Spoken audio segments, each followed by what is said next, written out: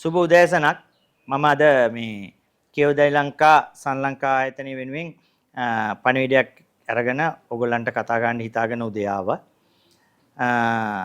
කියවදයි ලංකායක සංලංකායක කරා විශාල රැකියා ප්‍රමාණයක් අපි උත්පාදනය කරලා තියෙනවා දැනට ජපානයේ.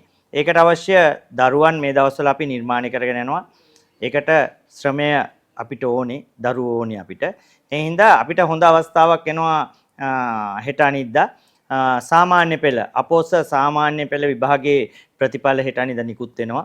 ඒ ප්‍රතිඵලත් එක්කම උසස් අධ්‍යාපනය සඳහා උසස් පෙළ සඳහා යන්න පුළුවන් දරුවෝ උසස් අධ්‍යාපනය සඳහා යන්න ඕනේ. ඒක තමයි අපේ බලාපොරොත්තුව. උසස් අධ්‍යාපනය සඳහා යන්න බැරි වුණ දරුවන්ට දැන් අවස්ථාවක් අපි ගාව තියෙනවා. අපි ආරාධනා කරනවා උසස් පෙළ සඳහා තේරෙන්නේ නැති දරුවන් සඳහා අපිත් එක්ක එකතු වෙන්න කියලා. අපේ ආයතන කීපයක්ම ලංකාව පුරා ක්‍රියාත්මක වෙනවා.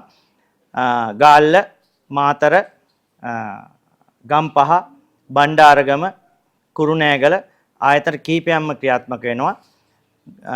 මාතර SS ලංකා පුද්ගලික සමාගම, ගාල්ල බ්‍රෑන්ඩ් ජැපනීස් පුද්ගලික සමාගම, Bandaragama Ito Lanka Japanese language centre එක, ගම්පහ නිෂෝන් ලංකා ආයතනය. ඔය ආයතන හරහා උසස් පෙළ සඳහා යොමු වෙන්න බැරි වූ දරුවන් අපිත් එක්ක එකතු වෙන්න කියලා අවස්ථාව ලැබිලා තියෙන ජපානයට යන්න. ඕගොල්ලන්ට ඒ ඔපචුනිටි එක තියෙනවා.